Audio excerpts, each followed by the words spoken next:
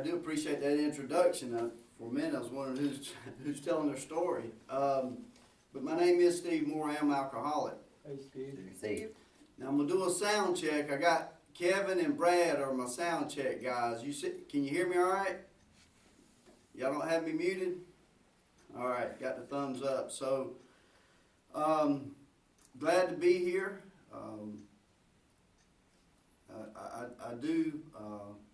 I do love Alcoholics Anonymous. I love my home group, and I really love trying to give back what was freely given to me.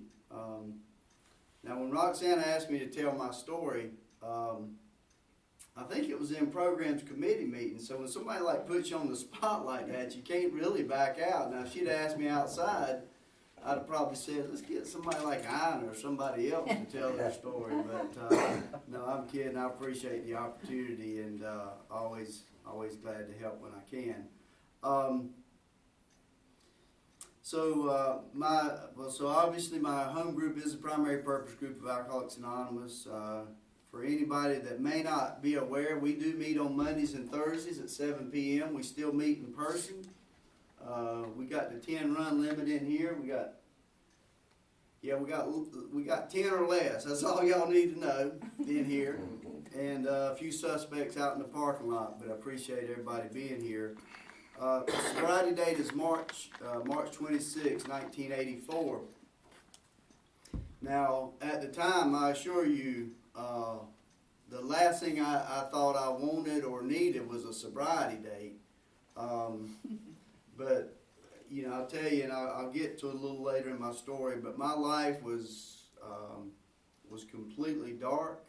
I was completely hopeless. And I needed a solution. Had no idea that the solution was going to be Alcoholics Anonymous. I guess at that time, I thought the solution was maybe the right girlfriend, because the one I had, she was the right girlfriend for a while because she stole a lot of money from her dad and supported us. So she was the right girlfriend until she decided that apparently she wanted to spend money on somebody else. So that kind of went away. But I figured I needed the right girlfriend. I figured I needed a good job, paying a lot of money. Certainly money was my dilemma, not lack of power, it was lack of money. But I thought I needed a lot of things to fix me and help my life. But the last thing I thought I needed was to quit drinking. And certainly the last thing I needed was membership in Alcoholics Anonymous. But when I came to that dark place and the solution was there, I guess you might say reluctantly, I guess I started following some directions. So I got a home group, got a sobriety date. I'm current with my sponsor. I've got a sponsor. I stay current with my sponsor. If I sit down at night and take a look at the 10th step in the big book, most days I can lay down and I've not hurt anybody and I've not created any secrets that I need to talk to my sponsor about. Now that's not like every day, but I'm convicted when I take that step at night and I'm able to be honest about that stuff with my sponsor. And I've been fortunate to have good sponsorship over the years, and I appreciate that. So my job is to really talk about drinking whiskey and drinking some Budweiser, and I might talk about smoking a little weed. I might talk about selling a little weed. Who knows? I might talk about anything. You just never know. But I'm gonna try to just be frank and be truthful and be honest about what happened to me and what my life was like, and a little bit about what my life's like today. So I'm a local guy. I was born and raised here in Moore County. I come from a good family, good parents. They instilled in me some morals, or and some values and the way to treat people and the way to do things. They had good work ethic. I was able to overcome most of that stuff that you would think would be valuable, but I saw it more as an asset. I mean, a liability, I guess, than an asset. But I'm the youngest of 6 kids, so you know, but I good brothers and sisters, good parents. You know, not that I would even want to, but if I needed to look for something or somebody to blame my alcoholism on, it would not be my parents, it would not be my family, it would not be the experience growing up, because it was a good experience. My dad, he was a good man. He instilled I just remember him and Mom as well. They would they just instilled confidence in me that I could. Now, Dad said, you know, you can do anything you want to do. Now, a little later on, he said that's going to be questionable if you keep ruining your brain with some of the stuff that you're doing. He said, but you have the ability to do whatever it is you need to do in life, or whatever it is you want to do in life, and I think that's true, certainly to a certain extent. But anyhow, it was a good time growing up. I was,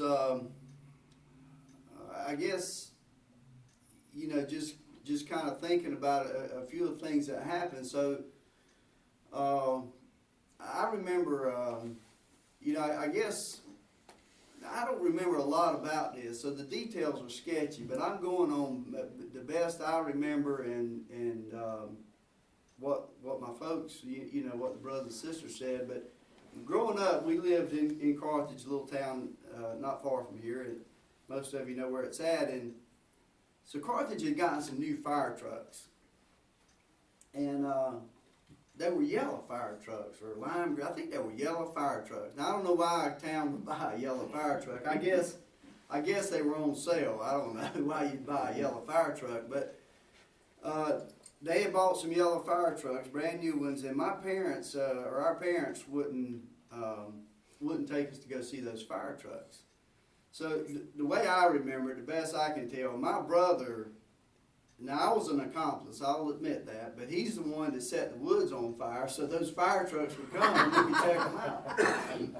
And so we got to see the fire trucks that morning. Now he says I lit the match. I don't know. I think he did it all. I was just supervising. I'm good at that. I can start some stuff and then step aside and let somebody else take the heat for it. But, you know, I guess the message in that was I was a guy growing up I was full of a lot of fear, insecurity, doubt, not really, you know, confusion, not really understanding, you know, much about life. And, but I was a young guy that I wanted to get my way. You know, if things didn't go my way, well, it's just I was going to have a hard time with that, and probably the people around me were going to have a hard time with that. And you know, sometimes not much changes. I still like to get my way every now and then, not often, just all the time. But anyway, Dad took us hunting. We never did much hunting. He took us fishing. He'd take us out to target practice. I was always fascinated with firearms, and he'd take us out shooting, but we never really did any hunting. But I was always, you know, that was a highlight of my life. If we could go to it wasn't really a shooting range, kind of out in the woods. But fishing and just growing, it was just a good time growing up. And you know, I was a Boy Scout. I know that might be a shocker to some people, but I think if they would give merit badges for being the sorriest Boy Scout on the planet, I would have gotten that merit badge, because I was like not a good Boy Scout. Now I wanted to be a good Boy Scout. I wanted to be an Eagle Scout. But when I found out where they kept the merit badges over in the closet in the basement of that church, I thought I don't need to work for those things. I just go steal them or sold them, whatever it is, you know. So that's kind of how I moved up through the Boy Scouts. Never got very far. I guarantee I didn't get the Eagle Scout, and I probably didn't get much past Tenderfoot. I don't know what the different levels were, but I'll tell you this, there's one thing that I learned in Boy Scouts is to be prepared. And so when we went on those camping trips, by this time I'm getting a little ahead of myself, but I'm 11, 12 years old. So I would end up with some, I could probably get some beer, I can get some weed for us to smoke. And when we went on those weekend camping trips, we had a good time. And I was always prepared for a weekend to have a good time. And I pretty much was able to live my life like that.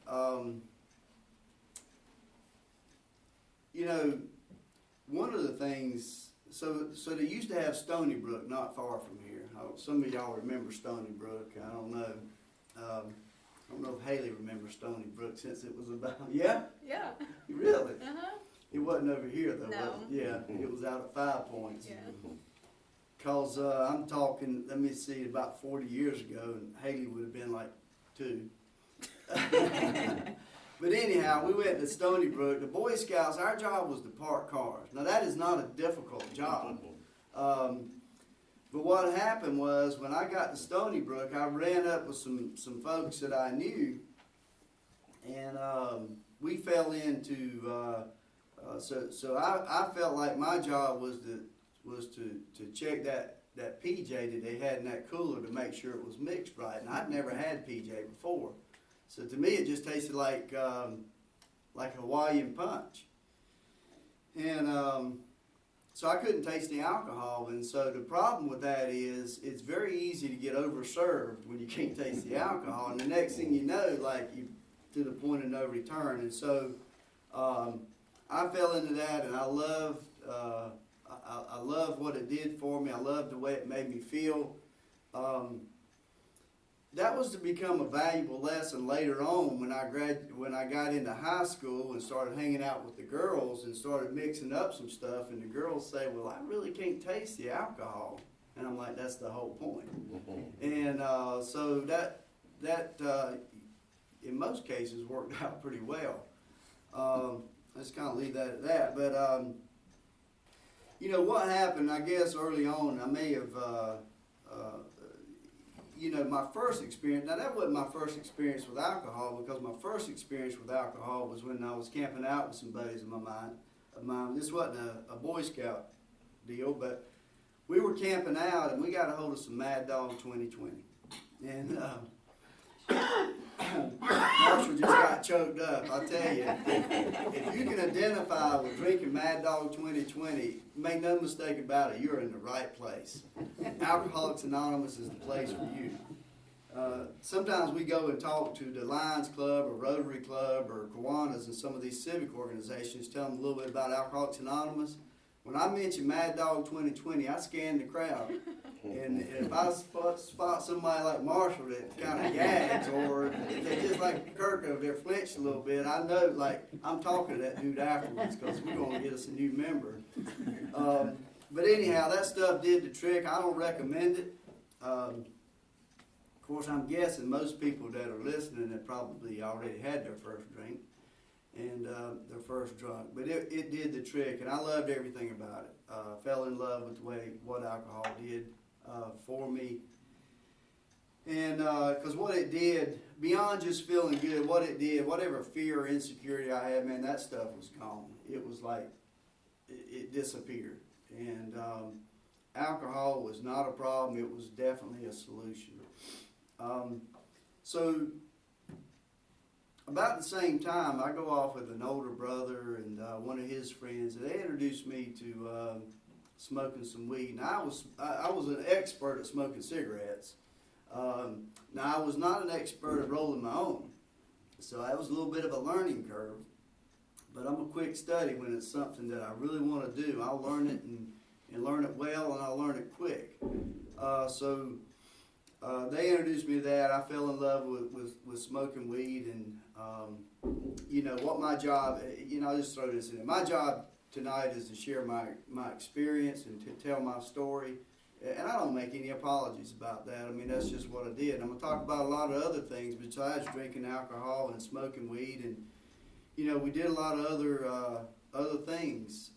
Certainly by the time I got to high school, I always told myself I was not going to progress into anything harder than alcohol or weed. But what happened, I kind of rolled through middle school. I get to high school, start hanging out with some new friends that are partying, and they're into not only the drinking and the smoking weed, but they're into a lot of other stuff. And you know, I was willing to try whatever, because if we line things up where we could stay out all night or be partying all weekend, then, you know, I needed some assistance.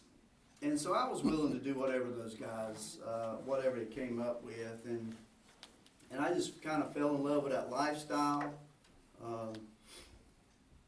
Now I realize why they call it high school. I stayed high all 4 years, the best I could. And but I loved everything about it. Not a lot of trouble. Just kind of flew below the radar. You know what I would do. So when I turned 16, is well, I'm just going to back up a minute, because this was the kind of guy. So my dad owned a Western Auto. And that was kind of like a mini Walmart back in the day. We sold everything, and I learned how to. Dad was mechanically inclined. He taught me how to fix things, and I was able to learn that well. And just, you know, it was a good experience. I, you know, would buy old cars or whatever, and we'd fix them up and do whatever. I had a '68 Camaro that. You know, I put an engine in it, and we would drag race down the new road outside of Carthage. Now, it wasn't officially a drag strip, but it was when we hit it. And that was just, you know, a lot of the guys around town had fast cars. And so, you know, I just loved everything about that. Just roll hard, roll fast, and just kind of see what happens. What happened one night, though, and I was actually riding with a buddy of mine and his girlfriend. And actually, he was probably 17 or 18. I was 15. She was 15. We were going home one night, and he and I were pretty wasted. And so we had her driving, because, I mean, you know, we're always thinking of others. We wanted to protect everybody, so let's put the 15-year-old girl driving. In case something bad happens, maybe she'll go to jail and we go to wherever we go. And we honestly, you know, we probably did not think through anything that far, but that's, you know, we're driving home late one night, and it's foggy, and she runs a stop sign, and she hits an embankment right there at Union Pines High School. She hits an embankment, and we barely missed a telephone pole. And the car comes to a rest, and so we're all dazed, and so she and we get out of the car, and my first thought is, I've got to get out of here, and I don't know how I'm gonna get out of there, because it's the middle of the night. It ain't like there's not there wasn't Uber back then, so we couldn't Uber anybody up. But what happened? A guy showed up that we knew, and we asked him if he could take us home. And so she and I got in the car, and he took her home, he took me home, and we really didn't know the condition of our buddy that owned the car, but it's his car. We felt like he needed to stay with it and protect it, since it was total loss and it wasn't going anywhere. But the point of that is now we basically left him for dead. I mean, that was the kind of friend I was. Like, when things got bad, I'm out of here. You know, and I don't care. Really, I just don't care about anything but me and taking care of myself. The good news is I don't think he got hurt. I ended up breaking my wrist, and I didn't go to the hospital. That guy took me home, and the next morning, my parents had somewhere to go. They left early, but I was living obviously at home with my parents, and my sister, you know, when I came to or whatever, the details are sketchy, but like my wrist, I could, if I bent it like that, I could feel the bones grinding in it. And I was able to sleep that night because I didn't, because I was pretty well medicated. But that next morning, it was, I was in bad shape and I was in a lot of pain. So they took me to the hospital and I got a cast put on it. But you know, that's just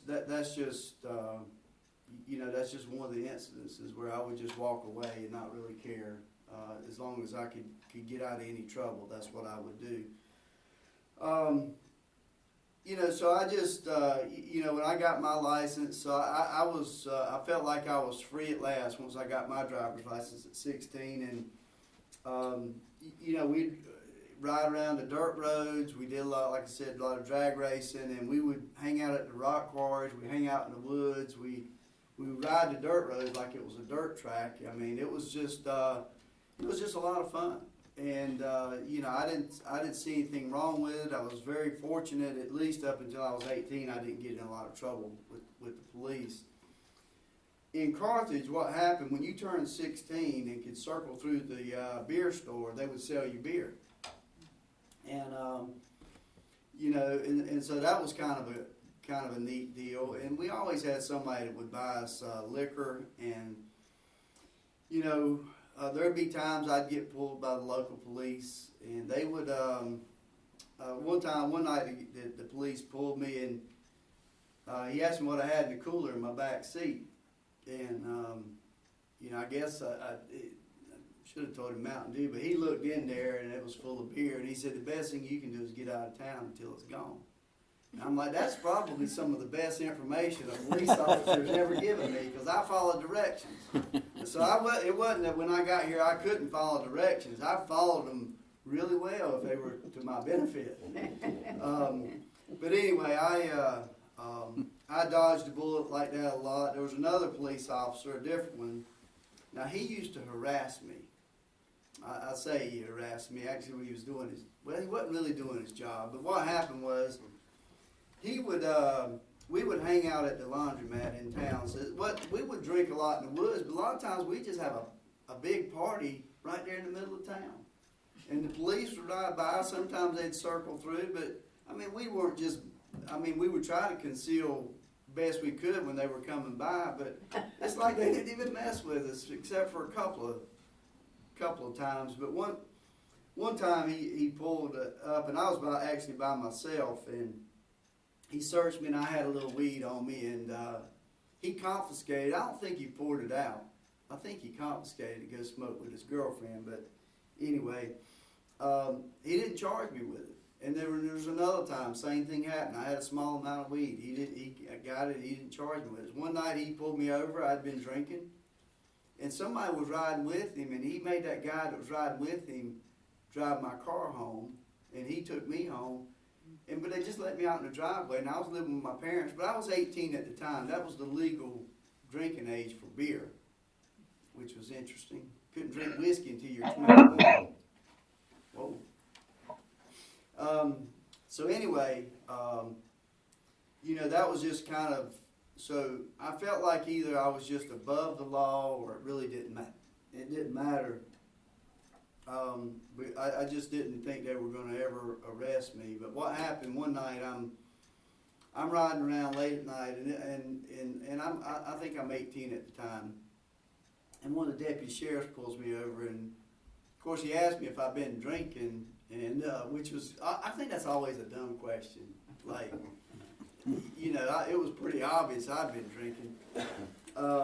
But he asked me to walk this white line, and I said, I'm too drunk to walk, that's why I'm driving. And he didn't like that answer. That was not a good answer. Just for the record, that's a bad answer. It's funny as everything, but it's not a good answer. And so I went to jail, and I blew a 19, and at that time the law had not changed to the DWI thing, so it's almost a slap on the wrist. And I continued to drink for the next 2 years. So I graduated from high school, still living at home. Now by this time I was stealing a lot from my dad's store, my mom and dad's store. I was stealing money, I was stealing merchandise. I had that girlfriend that supported me until apparently she got a better deal. I'm still a little mad about that. I don't know, I might need to look at that. We might need to do some writing on that. But anyway, I'm just kidding. She did me a favor. I guarantee she did herself a favor, but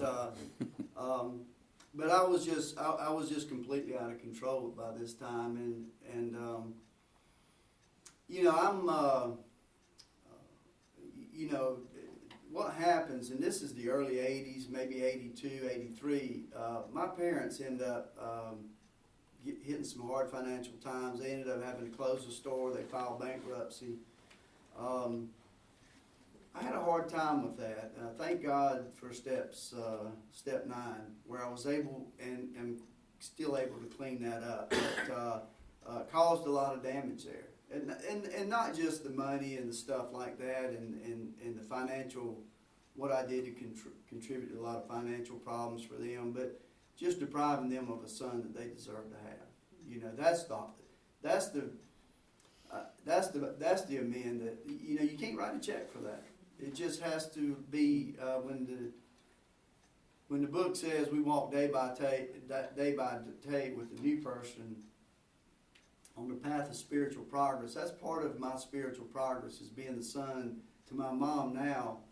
She's still alive. Dad passed away in 2003, but just trying to be present and be there for her. But anyway, you know, I couldn't do that. I was just completely out of control. And so what happened is, you know, I don't have a job. I can't keep a job. I can't get a job. You know, I wake up in the morning. I'm gonna go find a job, and you know, I roll out by 9 or 10 or 11 o'clock, and then I hook up with my buddies, and we start smoking and drinking, and that's a bad time to apply for a job when you kind of got the ball rolling. And the bad news is, if I were to happen to get a job, that was going to interrupt my lifestyle. So I really didn't want a job. And but I thought the next morning things would be different, and it never was different. It was the same old thing. I mean, I remember, you know, in the afternoons we'd hang out at my buddy's trailer, and we'd watch The Young and the Restless. I love me some Young and the Restless. Ronnie likes Young and the Restless. I love Victor Newman as my hero. Wasn't he on The Young and the Restless? Yeah. And but we'd also check in with General Hospital, make sure Luke and Laura just wanted to make sure they were still having issues, and they always were. They were really consistent with that. And you know, it seemed like there was one more. I don't know, but anyway, we love watching the soap operas. Nobody had a job. I ain't sure who was paying the rent.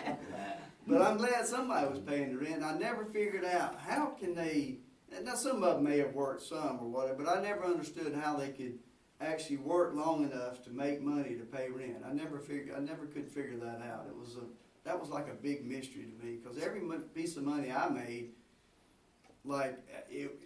there was never enough to pay any rent, that's for sure. So anyway, that's what we do. On Sunday mornings now, we would get spiritual. Ernest Ainsley would come on the TV, and we would lay our hands on the TV, and he would say, "Evil spirits, come out." And so that's what we did. And we knew something good was going to come out of it. Now I'll tell you, depending on how good your TV is, it might take you about 2 years to get that power. I'll tell you what it takes. It takes 2 years of membership in Alcoholics Anonymous to get that power rolling. But Ernest finally got me going on the right path. But that's just what we did. We made fun of religion. Grew up in the church, and my parents weren't religious, but I felt like we went to church religiously anyway. Every Sunday we were there, and but when I turned 18, I didn't have to go to church anymore. And kind of like in Dr. Bob's story, unless somebody was dying or getting married, I wasn't going to church. And that's just the way it was. I had no use for church. I didn't understand it. I had no use for religion. It wasn't that I didn't believe in God, but I was completely agnostic. I had no knowledge, nor did I want any. So what happens is I roll like that for the next 2 years, just a lot of craziness, a lot of insanity. And what my life looks like now is I'm waking up in the morning, I'm shaking, I'm lonely all the time. Even if I'm hanging out with my people, I'm just like checked out mentally.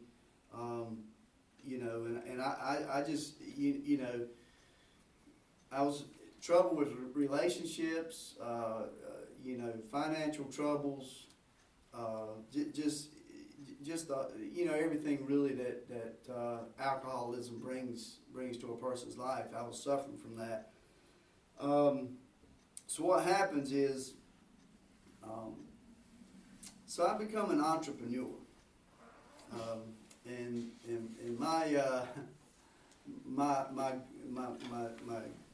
my merchandise of choice is weed, because I got a guy that'll front me some. That's for some of you young kids like I know, you may not know what that is. He would sell it to me on credit, and when I sold it, I paid him. Sometimes I usually paid him when I needed another supply. But anyway, I started started a little side business and was pretty successful. Might brag a little bit. I'll tell you what I wasn't successful at one morning. When I left the house, Mom went upstairs to make up the bed. Now, I don't know why she was compelled to do that morning, because she never did it any other morning, because like going into our rooms, and I had 2 other brothers that lived upstairs, like you need a hazmat suit to go in those rooms. That is bad. Like it was bad. But you know, I had put my weed in my pillowcase. But anyway, I got uptown and I'm like, you know, that feeling when you're like, but I know that like it's going to be safe. But I go back home and it's gone. So I got to ask Mom. I got to confront her about this weed. I didn't do much confronting. I was like crawling on my hands and knees. Please give it back to me. I got it on credit, and if you let me have it back, I'll turn it back in, and I won't owe him a dime. And at this point, I did not think I had the coolest mom on the planet, but when she gave me that weed back, I knew I had the coolest mom on the planet. But here's the information she gave me along with that weed. Because I told her I had a lot of problems. You know, I didn't have any money, didn't have a job, ain't looking for a job. I'm always looking for money. Usually other people's money, not going to look to work for it. But I was telling her about all my problems, and she said, maybe you should try talking to the Lord about it. I'm like, oh God. And she ain't really a religious person, but she's spiritual, and she knows the solution. Now, she didn't know, well, maybe that's the best way I needed to be presented, because we didn't get on my knees and start praying, but what happened was she planted a seed, and sometimes it's just that simple. If somebody is in trouble, maybe ask them to pray. Maybe ask them to go to Alcoholics Anonymous. Maybe suggest they go to church or whatever. Because what happened was, I'm 20 years old. It's January the 29th, 1984. I don't know how I remember that day so well. But I'm sitting uptown in Carthage at that laundromat where this cop had took my weed a couple times. Still getting a little mad about that, John. But I'm sitting there, and it's like 10, 11 o'clock at night, and he pulls up beside me. And like I said, I'm an entrepreneur. And I'm not a good one by this time, because I assume he's not going to search me, I guess. But he's kind of got a job to do, and he knows he's got a little pothead here. And maybe some suspicions of a drug dealer. I use that term loosely. But anyway, he rolls up beside me and he searches me, and I've got an ounce bagged up in quarter-ounce pieces, and he gets it, and of course I'd been drinking. He got my pint of whiskey. Now I graduated from MD 2020, Marshall, just for the record. I had a pint of Jack Daniels. Now, I guess the weed business was good, because I was drinking some pretty decent stuff. ain't pretty decent. I still love Jack Daniels from the bottom of my heart. I just, but I love Alcoholics Anonymous and being sober a little more. But anyhow, he, now, just to let you know what kind of high roller I was, he also took my cash. I had $80. And now, that was a lot of money back then. That's like $8,000 now or something. That don't add up. Haley's agreeing with me. I'm telling you, when you're broke, 80 feels like 8,000. But anyhow, I got charged with a felony selling weed and my second DUI, and I was scared to death. And what happened was, so by this time, I know in my heart, and I've had a couple of girlfriends that said I was alcoholic. And I figured either because they usually were drunker than I was, but they called me an alcoholic. You know, people can accuse you of stuff sometimes. But anyway, you know, so I knew, I knew I probably couldn't quit drinking because once I started, I didn't want to quit. I had no control of it. Never wanted any control over it. You know, the book says we got the great obsession that someday we'll control and enjoy our drinking. And my good friend Richard Page pointed out, like, Steve, if I was ever controlling it, I wasn't enjoying it. If I was enjoying it, I wasn't controlling it. Those two never went hand in hand. That made sense. And that's how I drank. I drank with purpose, and I drank to roll hard and fast, and let's see what happens. So what happens is from January to March, I continue to drink. I'm out of control. I go see my lawyer. He tells me to go see a counselor. The counselor tells me about Alcoholics Anonymous. Again, just planted the seed. It's good information. I went to a meeting. I didn't get healed. Ernest Ainsley that power wasn't rolling in just then. What happened? I go back and see this counselor, and he's non-alcoholic. The lawyer's non-alcoholic. That's why I think the CPC work we do in this group or any group is important work, because basically it's as simple as this. Now, we can hand them meeting schedules, a big book, some pamphlets that they maybe will read, but the best thing that we can do when we meet with somebody, whether it's a professional in our life, lawyer, preacher, whatever, or a friend, hey, if you know somebody that's got a drinking problem, Alcoholics Anonymous is a place that can help them. And that was the information my lawyer and this counselor had. But my counselor figured I was a bad case, so he told me about a place down in Rockingham called Samaritan Colony. He said, I think you probably ought to consider going down there. Now, that's in the middle of nowhere. Last thing I want to do to go check out somewhere and probably not drink for a few weeks. But so I had this court case, and I was working on my resume before I went to that judge, and I figured treatment on that resume would make sense. So I went to the treatment place called Samaritan Colony, and that's where I was really introduced to the program of Alcoholics Anonymous. They took us to meetings. They had meetings on site. They took us to meetings in town. I started meeting members of Alcoholics Anonymous, and I started taking a hard look at my life, and I wasn't sure I was alcoholic, so I'm 20 years old. I'm not even old enough to buy that Jack Daniels, and now they want me to quit drinking it. But I knew my life was out of control. I knew it was a disaster, and I knew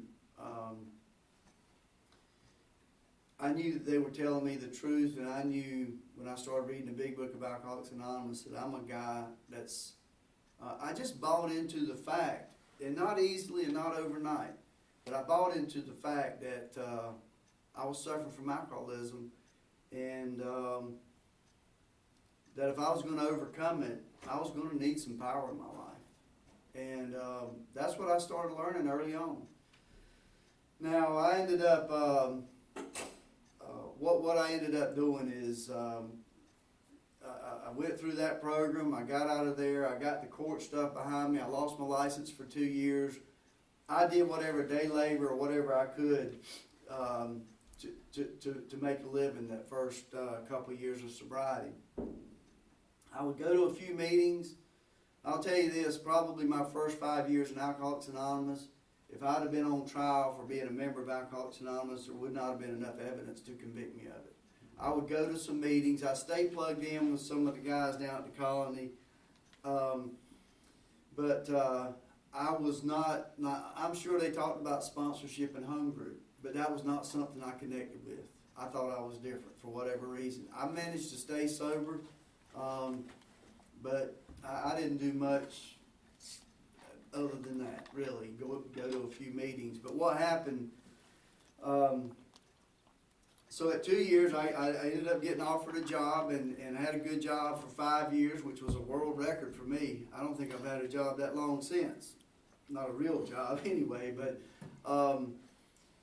what I started learning in Alcoholics Anonymous, I did learn this, is I needed to be responsible. I needed to pay my own way. I needed that seventh tradition to be a part of my personal life, not just a group. I never need to learn to pay my own way. I need to learn to pay some folks back. And I needed to learn to be responsible.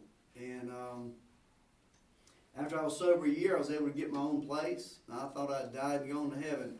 I actually didn't know a person could actually pay rent on a place and have their own apartment. But that's what I did. And that's what some folks showed me and taught me early on is to quit taking advantage of people. Try to set aside that sense of entitlement, because man, I always blamed everybody and looked for other people to meet my needs. And a lot of people helped me along the way. My parents helped me tremendously, but at the end of the day, I needed to step up and be responsible. And I was able to do that. So what? I rolled on like that, and after I was sober 3 or 4 years. I actually found a girl that thought she wanted to get married, and I thought I wanted to get married, and everything was going to be wonderful. We were going to church. I was going to a few meetings, but not with any kind of consistency, I guess you might say. And what happens after about 18, 19 months? She, like that other girl, got other ideas. Now, she wasn't spending any money on me. Apparently, she wasn't a good thief. Apparently, she knew how to sucker me in, because I spent a lot of money on her. Think I'm mad about that, too. Need to find out where she's at. But anyhow, I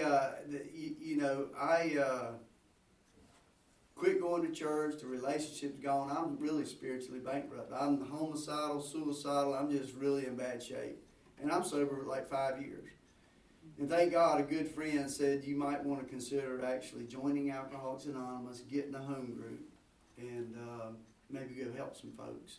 And so that's what I did. And I'm real fortunate that I did that, had a good home group, and then what happened, I had a brother of mine that got sober, and Tom Ivester was doing a workshop over here at the church next door, and my brother Bill, he said, why don't we go check that out? And so we did. And now Tom was not we do some workshops now, and we get it done in about 8 or 10 weeks. People think that's like a long time. Tom take about 24 months to go through the book. Yeah. I mean, we dissected, but I'm telling you what, it's effective, and most people that went through that stayed sober. And we find that even what we do today, taking people through the book that are really wanting to follow directions and be sober, they stay sober. But Tom wanted to start a new home group, and so he met with a few of us, and in 1997 is when we started Primary Purpose Group, and that's really when my membership in Alcoholics Anonymous came alive. I started being associated with Tom and a lot of folks that he knew, and Richard Page, and just good, solid members of Alcoholics Anonymous. And they showed me how to sit down with the guy and read through the book. And when it says pray, we pray. When it says work a step, we work a step. And we take it directly out of the big book. When it comes to writing an inventory, we keep that simple. Nothing wrong with worksheets. I mean, you can Google and get a lot of stuff. I don't particularly recommend it, but do what you need to do. But we can take a legal pad and a big book and avert death and misery from somebody that's suffering from alcoholism. That's just what the book tells us is possible, and that's been my experience. That I took those steps, and I did start praying. I took those steps, and what happened was when I really took an honest look at that fear and the resentment and the relationships and how I'd hurt other people in sexual ways and other ways, I started getting some freedom. I started getting freedom from my alcoholism. And what happened, more importantly, is like I said, I thought lack of money or lack of a good girlfriend and lack of job was my problem. What I learned was lack of power was my problem. And I was able to get that power through taking the steps and listening and actually following directions. And those steps were written, and that book was written. It's been my experience, not necessarily telling me what to do, and I'm not supposed to tell anybody else what to do. Those first 164 pages for me is a report of what was done.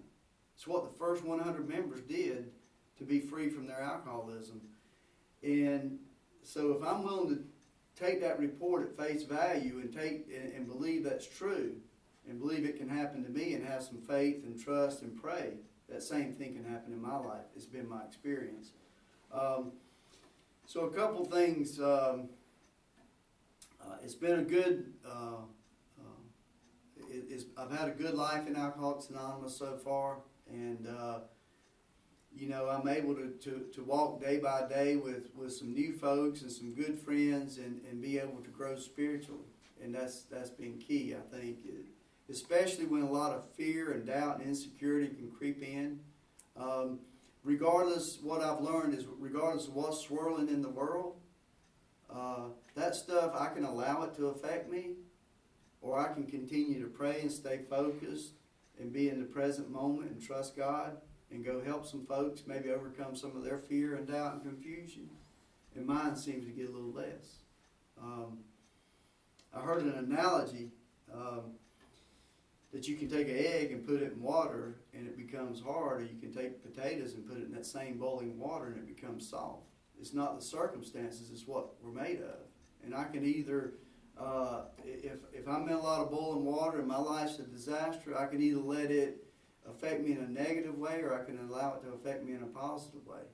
But what I've learned is that I suffered from a spiritual illness called alcoholism, and if I want to deny or not take the spiritual directions in that spiritual program of action, I'm probably not going to stay sober. So anyway, been fortunate, Roxana mentioned Jeanette. Y'all told me not to get in a serious relationship, and I don't know what they told me. They told me a lot of stuff. I didn't listen to most of it. But anyway, I waited 15 years before I got in a serious relationship with Jeanette anyway. I was in one or two that looked serious, but they really weren't. The book says visual proof's the weakest of all. That's a lot of truth to that. But anyway, I've been fortunate. We've had a good life.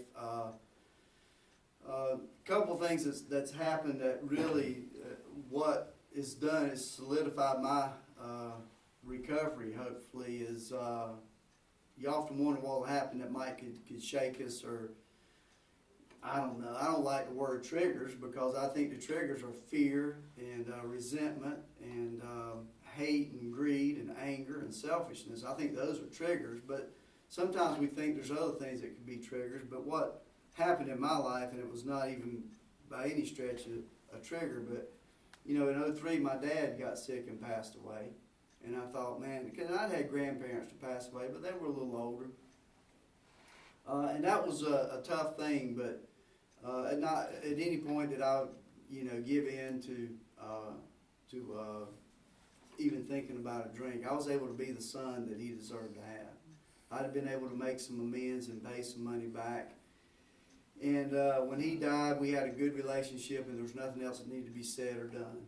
I know that's not everybody's experience. If you've had a parent or somebody that's passed away, we still are able to make amends regardless of that. But that was just my experience. My brother passed away. I had a brother that passed away in 2011, the one that invited me to the Big Book workshop that Tom was doing.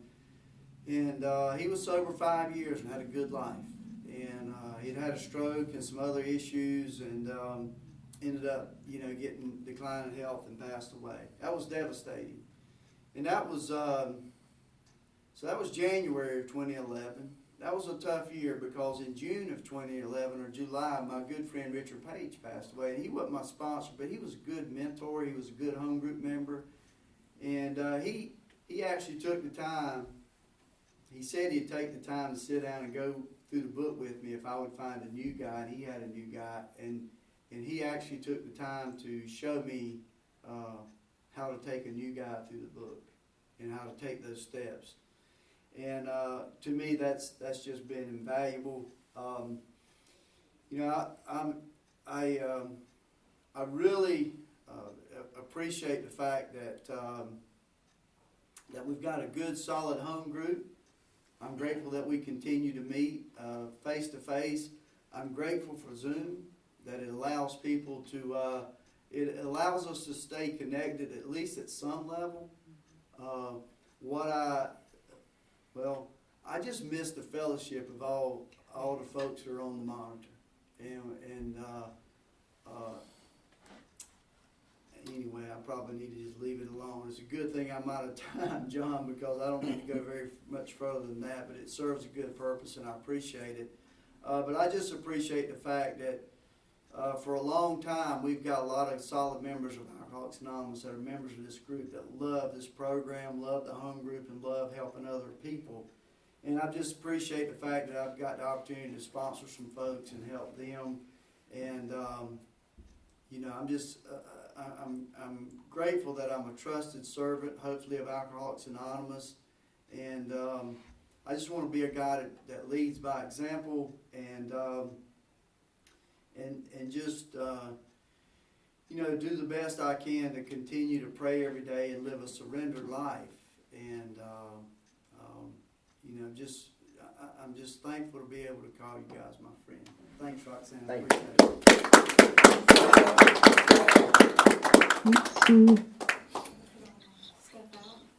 Thank you, Steve, so much. And if you guys haven't ever done a big book study with Steve, I recommend it because it was really awesome. The one I did with him when I first came in the program, it really helped me out a lot. So just thought I'd throw that out there. So now we practice the 7th tradition in our self-supporting. This money is used to pay the group's contribution for use of the church and other expenses. We also contribute quarterly to District 52, Area 51, Sand Hills Intergroup, and the General Service Office, which are local, state, and national service organizations for Alcoholics Anonymous. All right, I have asked Ina to lead us with the chips. You're here. Thank you.